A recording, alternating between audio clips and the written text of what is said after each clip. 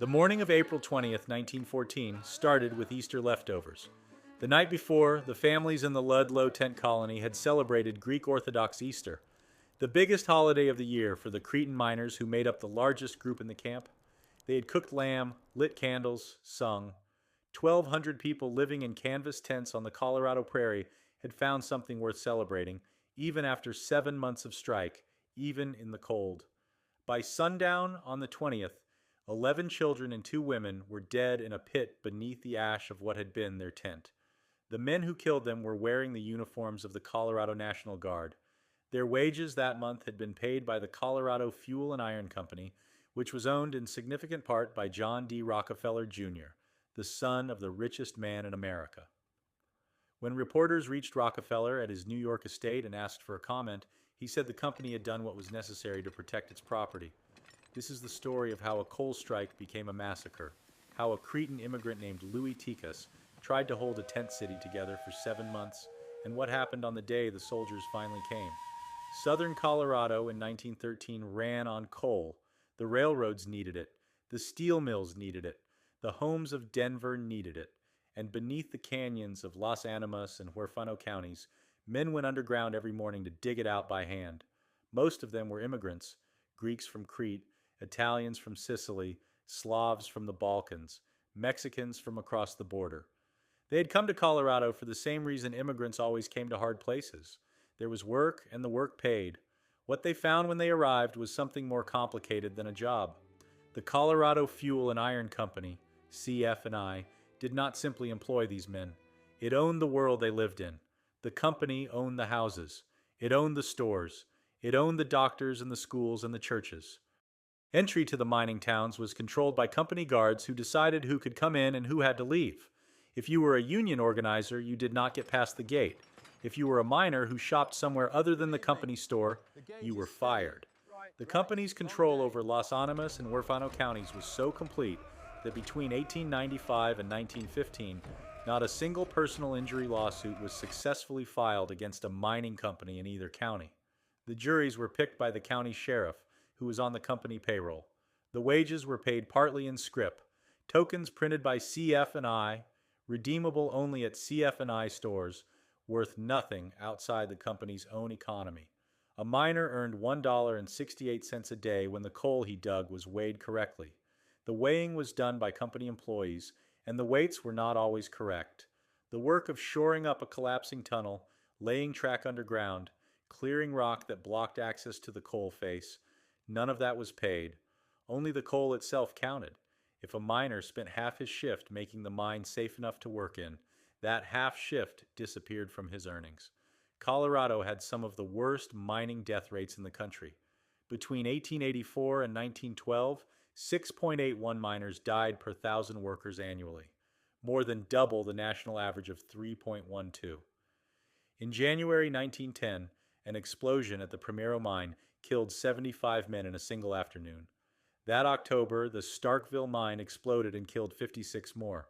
The state had laws requiring mine safety inspections. It had 2 inspectors for the entire southern field. The men who survived understood the arithmetic of their lives with precision. They knew what the scrip was worth. They knew the weight of the coal was being shaved.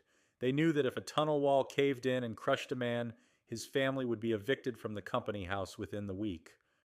They had known this for years, and they had tried to organize before, and the company had broken every attempt with a combination of fired workers, imported strikebreakers, and private detectives from the Baldwin Felts Agency, men whose reputation for violence in the coal fields of West Virginia preceded them to Colorado. In the summer of 1913, the United Mine Workers of America sent organizers into southern Colorado.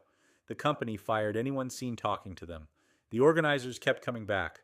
The union's demands were not radical by the standards of the era, an 8-hour workday, which Colorado voters had already approved by referendum in 1902 and which CF&I simply refused to implement, semi-monthly payment of wages in actual money rather than scrip, the right to choose their own doctors and shop at stores other than the company's, and recognition of the union as a collective bargaining agent. CF&I refused every item. It had refused similar demands in 1894. It had broken the resulting strike with hired men. It intended to do the same again. On September 23, 1913, Roughly 10,000 miners walked off the job. CF&I's response was immediate. Every miner who had lived in a company town, which was most of them, was evicted from his house within days. Families loaded their furniture onto wagons in the September rain and moved to tent colonies that the Union had set up on leased land near the mines. It was already cold. Some families arrived with children who were sick from the journey. They set up canvas tents on the open Colorado prairie and arranged their furniture inside: beds, chairs, the things they had carried out of the houses they would not see again. The largest of these colonies was at Ludlow, north of Trinidad, where 1,200 people moved in as the autumn came down from the Rockies. The Union paid $3 a week per miner, $1 per woman, 50 cents per child. That was what a family had to work with. $3. A dollar? 50 cents. Louis Ticus had not planned to end up in a Colorado coal camp. He was born Elias Spantadakis in 1886 in a small village in Crete, and he came to the United States in 1906 at the age of 20. The same year, hundreds of thousands of other Greeks made the same crossing. He settled in Denver, learned enough English to run a coffee house on Market Street, became an American citizen in 1910. He was known around the Denver Greek community as a man who could talk to people, who could translate not just between languages but between worlds, between the Greek miner who spoke no English and the American foreman who spoke no Greek. By 1912, he was organizing for the United Mine Workers, working the coal camps of northern Colorado, building trust with men who had no reason to trust anyone who showed up from outside. In January 1910, before he was formally with the Union, he had led a walkout of 63 Greek workers at a mine in Frederick, Colorado, and the Baldwin Felts detectives had shot him through the back door of a boarding house as he escaped. He survived. He kept organizing. When the strike began in September 1913, Ticus was assigned to the Ludlow colony, the largest, the most exposed, the most complicated. 1,200 people who had just been thrown out of their homes, who were now living in tents in the approaching winter, who needed to be fed and organized and kept from falling apart. The Union paid $3 a week per miner, $1 per woman, 50 cents per child. That was what stood between the colony and starvation, while CF&I kept the mines running with imported strikebreakers. Ticus ran Ludlow the way a mayor runs a city. He organized a school for the children. He kept the weekly Union stipends flowing to the right families. He negotiated with the National Guard officers when the Guard arrived in October. The Colorado governor had deployed the Guard to keep order, and the Guard had immediately begun escorting strikebreakers to work and arresting Union organizers. Ticus learned which officers could be reasoned with and which ones couldn't. He was known throughout the camp simply as Louis the Greek. The winter was brutal. The tents were cold. Men who had been fired kept arriving from other parts of the strike zone, bringing their families. By December, the colony had been through its first serious violence. CF&I had built an armored automobile at its Pueblo steel plant, mounted a machine gun on it, and driven it through the Forbes tent colony, killing one man. The miners, who had brought their own guns when they left the company towns, began digging pits beneath their tents, crawl spaces where women and children could shelter if shooting started. They had watched the death special come through Forbes. They were not going to be caught above ground. Ticus wrote letters to the Union leadership describing conditions. He wrote about the cold, the food shortages, the children sick with respiratory infections, and the damp canvas. He also wrote about morale, about the fact that people were still there, still holding. He attended negotiations, translated, argued, cajoled. He was the person the Guard officers called when they needed something from the Ludlow colony, and the person the colony trusted to represent them to the outside world. He had learned, over 2 years of organizing in the Colorado fields, how to stand between men who wanted to shoot each other and get them to talk instead. He had done it at Forbes. He had done it at Aguilar.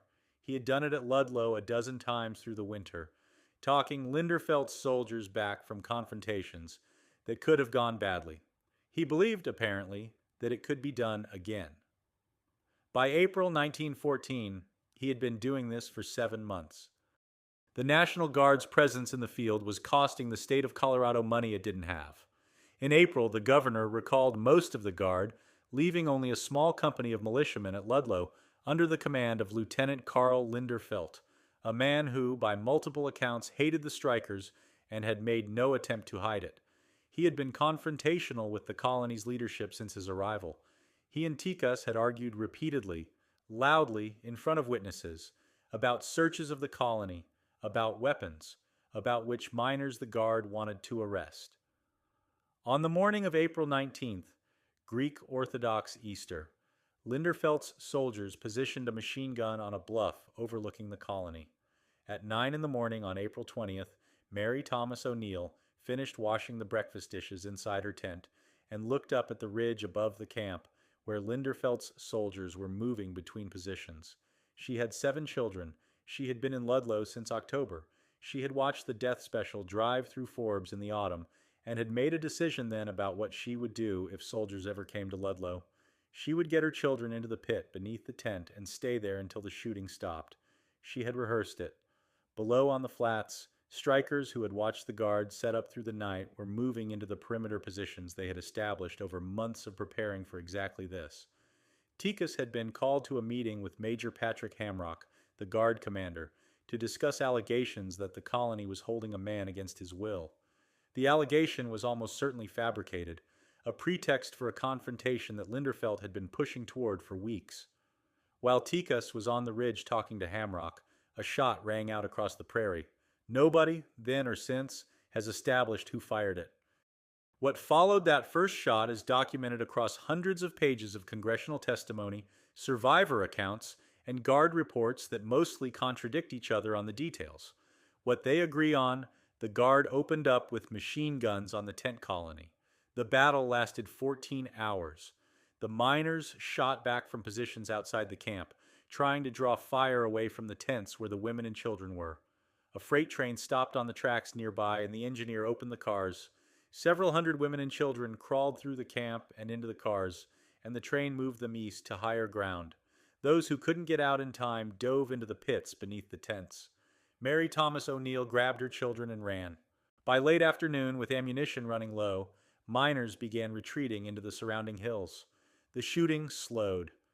And as the light fell, Linderfelt's soldiers walked into the camp. They carried kerosene. They soaked the tents systematically, moving from one end of the colony to the other, and set them on fire. Beneath one of the burning tents was a pit.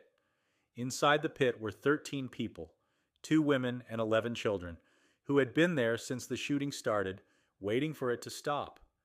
The tent above them burned, the pit filled with smoke. By the time anyone found them the next morning, all 13 were dead.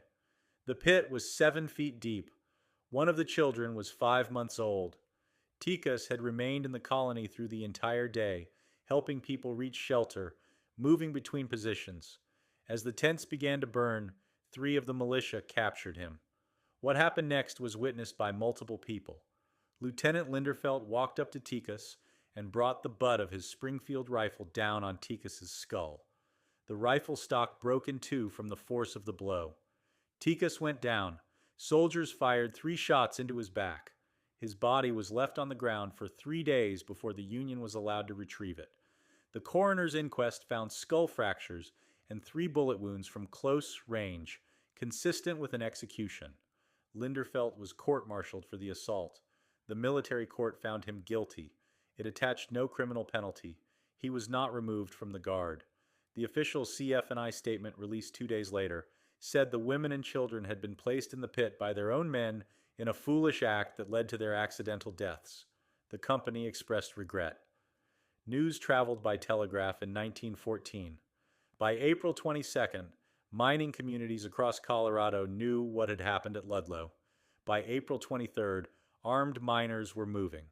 They came from every direction, from the camps at Aguilar, at Bearwind, at Walsenburg, at Starkville. Some had been in the strike since September. Some were men who had watched Ludlow from a distance and stayed out of the violence until now. They moved in organized columns across a 225-mile front, from Trinidad in the south to Louisville in the north. Remember Ludlow, was what they said to each other. They attacked mine after mine. They drove off guards, killed company supervisors, burned buildings, destroyed equipment. Mine shafts were dynamited shut. Supervisors who tried to resist were shot. The destruction moved across the Colorado coalfield like a fire running ahead of the wind. Between 700 and 1,000 armed miners took control of a strip of southern Colorado, roughly 50 miles long and 5 miles wide.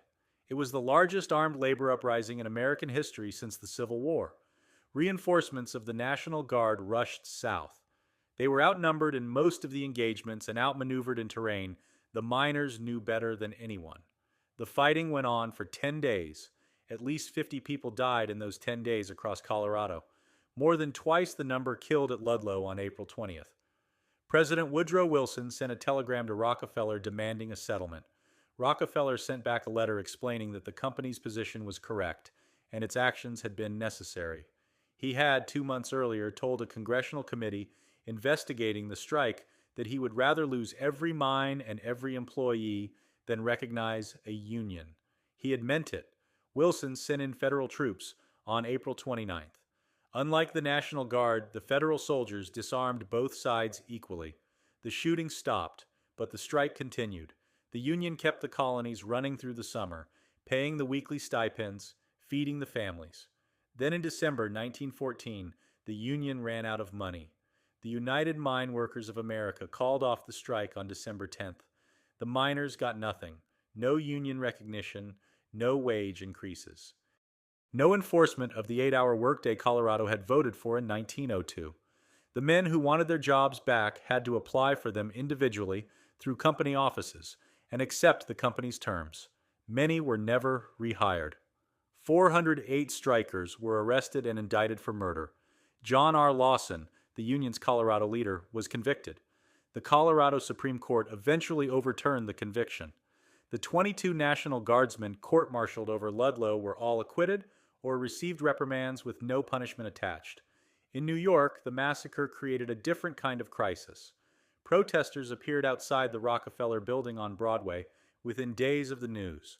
They were led by figures including Alexander Berkman, the anarchist who had tried to assassinate a steel executive 20 years earlier and had spent 14 years in prison for it. They picketed, they shouted, they handed out leaflets describing the death pit at Ludlow.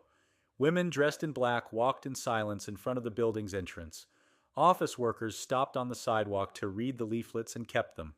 Rockefeller Jr. left New York and went to the family estate in Tarrytown. The protesters followed him there, 30 miles north of the city. In early July, a group of anarchists built a bomb intended for the Tarrytown estate. The bomb exploded prematurely in a Harlem apartment building, killing 3 of the men who had made it. Within a month, the New York City Police Department created its bomb squad. The Ludlow Massacre had produced the first organized bomb squad in American history. Rockefeller hired Ivy Lee, one of the first professional public relations men in America, to manage the damage. Lee's approach was innovative. Instead of silence, Rockefeller should speak. Instead of legal defenses, sympathy. A series of carefully worded press releases described the hardships the company had endured, the good faith of its management, the union's violence and lawlessness. Lee sent bulletins to newspapers across the country presenting the company's version of events, a format that mimicked news dispatches closely enough that some papers ran them as reporting. It was among the earliest examples of systematic corporate image management in a crisis, and it worked well enough that Rockefeller's public reputation had substantially recovered within 2 years. His son would later be credited with pioneering the practice of the modern press release. Congress summoned Rockefeller to testify. He appeared before the House Mines and Mining Committee, well-dressed, composed, and told them under oath that he had not known the details of what happened at Ludlow until after the fact, that he trusted his managers on the ground, and that the company's position against union recognition remained unchanged. When a congressman asked if he would rather see the violence continue than recognize the union, Rockefeller said yes. The U.S. Commission on Industrial Relations conducted hearings in Colorado and New York. Over 100 witnesses testified. The commission's report ran to 1,200 pages. It documented the scrip system, the company store, the evictions, the guards' conduct at Ludlow, the death pit. The report sat in congressional files.